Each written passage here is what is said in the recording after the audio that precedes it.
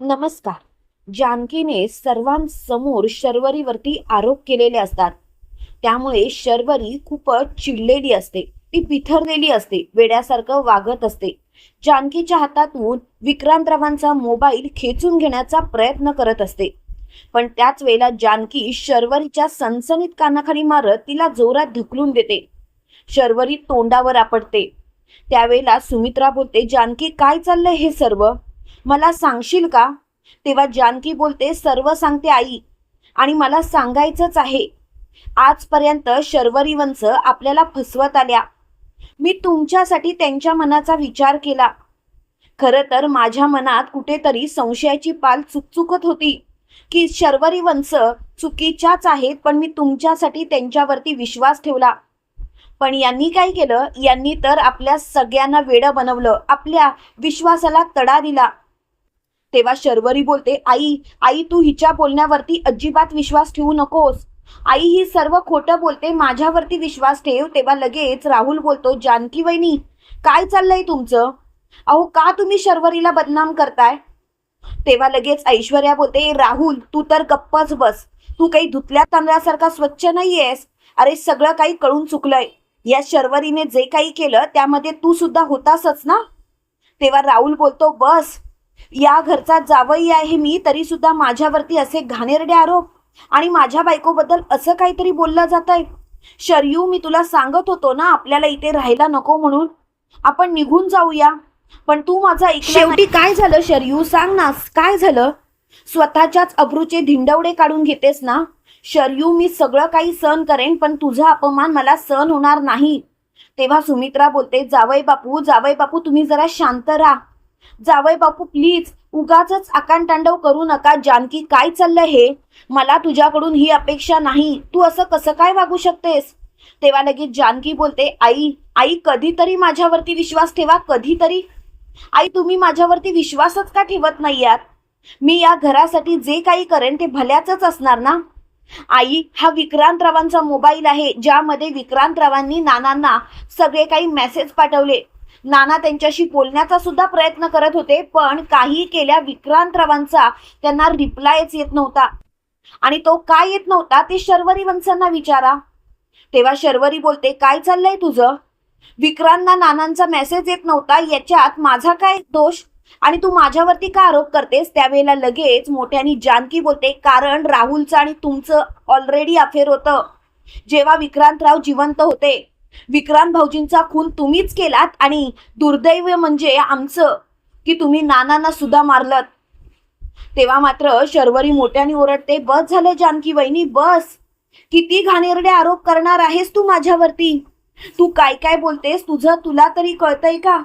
जानकी वहिनी, अगं जरा तरी विचार कर. तेव्हा सुमित्रा तावातावाने जानकीवरती हात उचलायला जाते. त्यावेळेला जानकी सुमित्राचा हात धरते आणि सुमित्राला बोलते, बस आई, माझ्याकडे पुरावा असताना सुद्धा जर का तुम्ही मलाच मारणार असाल तर मी काहीच बोलू शकत नाही. पण हात उचलायचा असेल ना तर स्वतःच्या लेकीवरती उचला, कारण स्वतःच्या बापाला मारताना तिच्या मनाला काहीच कसं वाटलं नाही. खरंच खरंच शर्वरी वंश, तुमच्यासारखी मुलगी कोणाच्याही पोटी जन्मालाच यायला नको. त्यावेळेला शर्वरीचा राग अनावर होतो आणि शर्वरी जानकीचा गळा आवळते.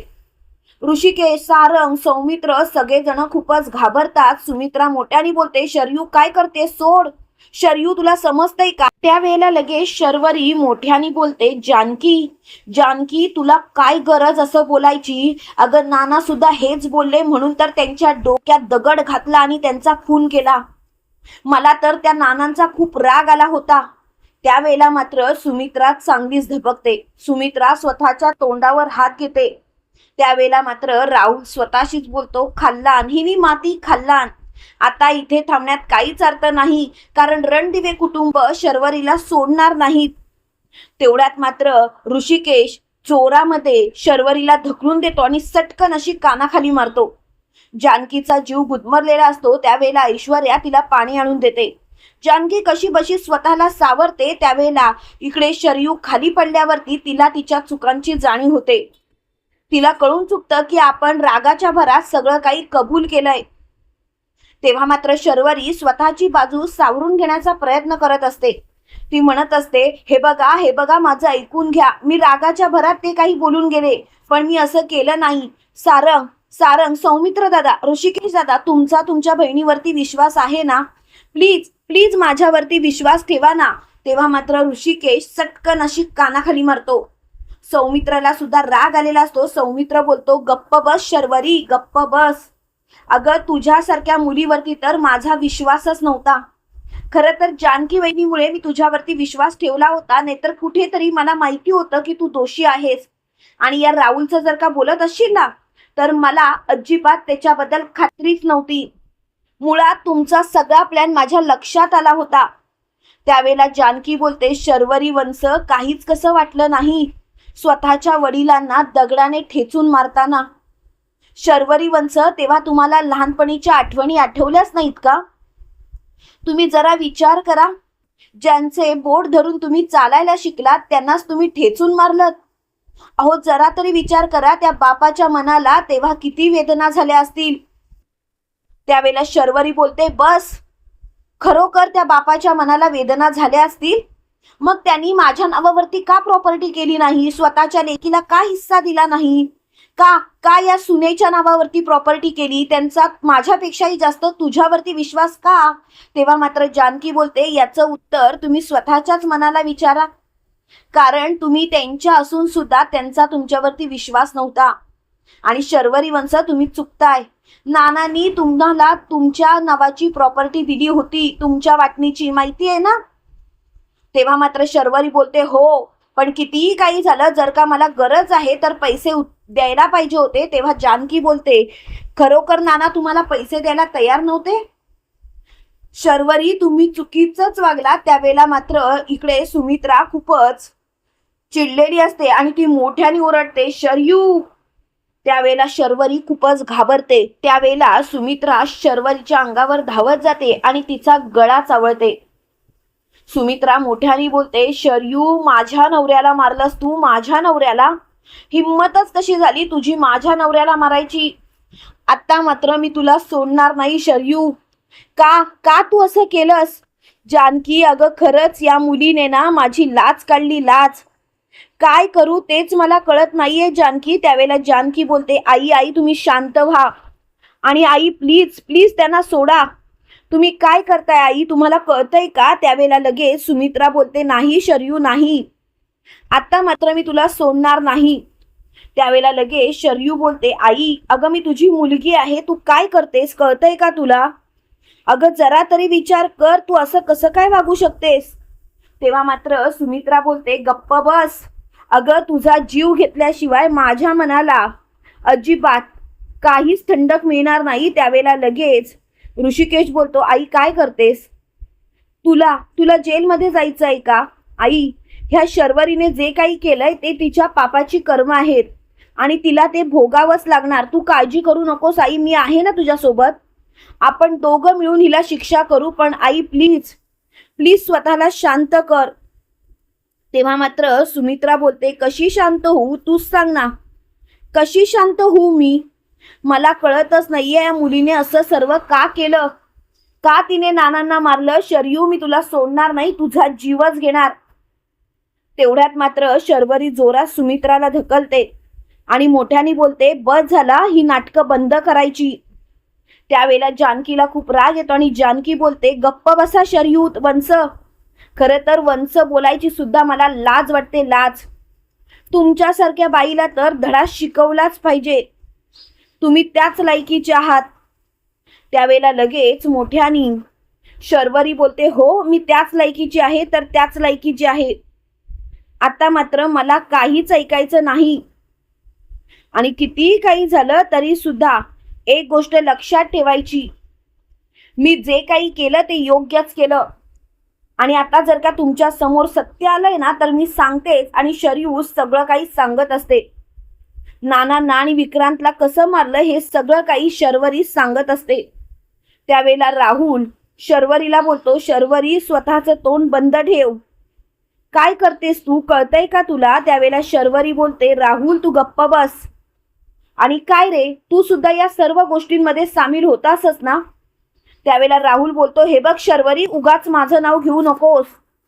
मी कोणत्याच गोष्टीमध्ये तुझ्या सामील नव्हतो आणि मी तुला सांगितलेलं हे सर्व करू नकोस, तरी सुद्धा हे सर्व तू केलंस. का केलंस? काय गरज होती तुला करायची? त्यावेळेला लगेच जानकी बोलते, बघितलं शर्वरी वंश, अहो ज्याच्यासाठी हे सर्व केलं, ज्याच्या प्रेमात पडून हे सर्व केलं, स्वतःचा संसार उद्ध्वस्त केला, स्वतःच्या जन्मदात्याला मारलं, तो माणूस मात्र चांगलाच फिरतोय की नाही? शर्वरी वंश, म्हणूनच कोणत्याही गोष्टीचा विचार करायचा पण नाही. तुम्हाला मात्र स्वतःचं तेच खरं करायचं आहे ना, आणि तुम्ही तेच खरं केलं. आज आज जेव्हा तुम्हाला गरज आहे तेव्हा मात्र या माणसाने पाठ फिरवली, सगळं काही तुमच्यावर टाकलं आणि तुम्हाला मात्र एकट्याला पाडलं. तेव्हा मात्र शर्वरी बोलते, असं काही नाहीये. त्यावेळेला लगेच राहुल बोलतो, जानकी वहिनी प्लीज तिच्या मनात नाही ते भरवू नका. आणि खरं सांगू का जानकी वहिनी, माझ्या मनात सुद्धा असं काही नाही. पण मी खरंच सांगतो, मी शर्वरीला सांगितलं होतं हे सर्व करू नकोस, पण तिने मात्र माझं काहीच ऐकलं नाही. जानकी वहिनी, तुम्ही मला का दोष देताय? मी काय केलंय? त्यावेळेला लगेच जानकी बोलते, मी तुला दोष देते कारण या सर्व गोष्टी घडत असताना तू तिथे होतास आणि तूच हे सर्व घडवून आणलंस. मुळात तुझ्यात जर का ताकदच नव्हती शर्वरी वंशांना पूर्णपणे सांभाळण्याची, तर तू त्यांच्याशी प्रेमाचं नाटक का केलंस? त्यावेळेला मोठ्याने राहुल बोलतो, मी प्रेमाचं नाटक केलं नाही, माझं शर्वरीवरती प्रेम आहे. तेव्हा लगेच जानकी बोलते, हो तुमचं शर्वरीवरती प्रेम आहे. शर्वरीवरती जर का प्रेम आहे तर स्वतःच्या बळावर स्वतःच्या बायकोला का सांभाळत नाही आहात?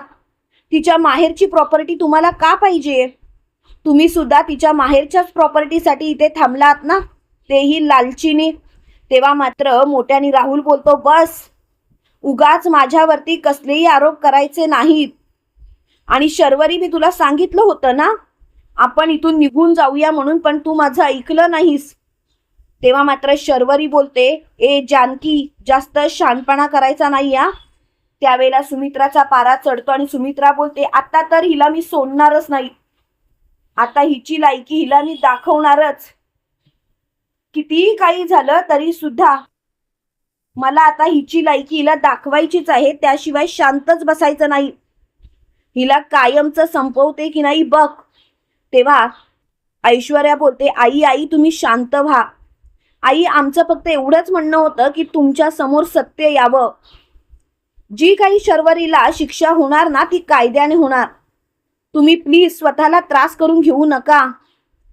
तेव्हा मात्र सुमित्रा ऐश्वर्या समोर हात जोडते आणि ऐश्वर्याला बोलते, ऐश्वर्या ऐश्वर्या, तुला नाही नाही ते बोलले, तुझा अपमान केला, प्रत्येक वेळेला तुझ्या आधीच्या गोष्टी मी खणून काढल्या आणि तुला नाही नाही ते सुनावत राहिले, तेही स्वतःच्या मुलीसाठी. ऐश्वर्या प्लीज मला माफ कर. तेव्हा ऐश्वर्या सुमित्राचे हात धरते आणि म्हणते, आई प्लीज.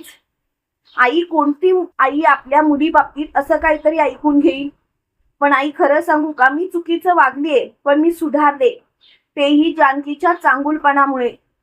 प्लीज आई, स्वतःला त्रास करून घेऊ नका. प्लीज आई, प्लीज स्वतःला शांत करा. आणि मी तुम्हाला नाही समजून घेणार तर कोण घेणार? माझ्या मनात सुद्धा तुमच्याबद्दल काही नाही. त्यावेळेला सारंग मोठ्याने बोलतो, पण मी मात्र चुकलो.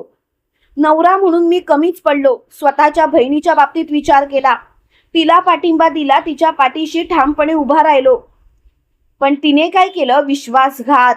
आणि मी मात्र माझ्या बायकोच्या अंगावरती हात सुद्धा उचलला, तिला नाही नाही ते बोललो. काल विक्रांतरावांचा मोबाईल ऐश्वर्याजवळ पाहिला तेव्हा मात्र माझ्या मनात वेगळाच संशय आला. ऐश्वर्यानेच विक्रांतला मारलंय की काय असा संशय आला. पण खरं सांगतो ऐश्वर्या, आज तुम्ही सिद्ध केलं की तुम्ही बदलला आहात.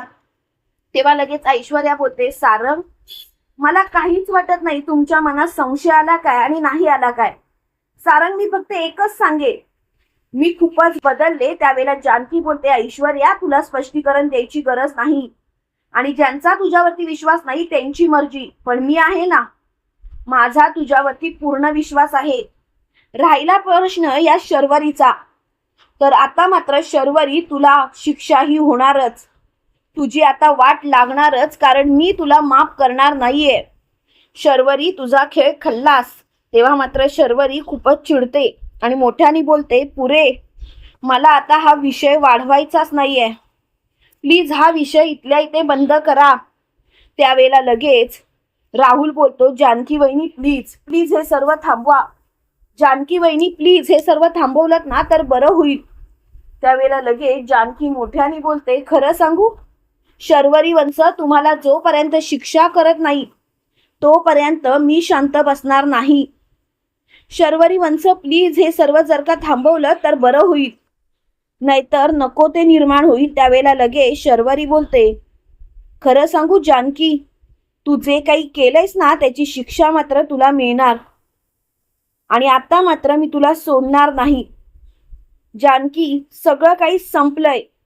त्यावेळेला मात्र जानकी बोलते, सगळं काही तुम्ही संपवलं शर्वरी वंश. स्वतःच्या हाताने स्वतःच्या पायावर धोंडा पाडून घेतलात.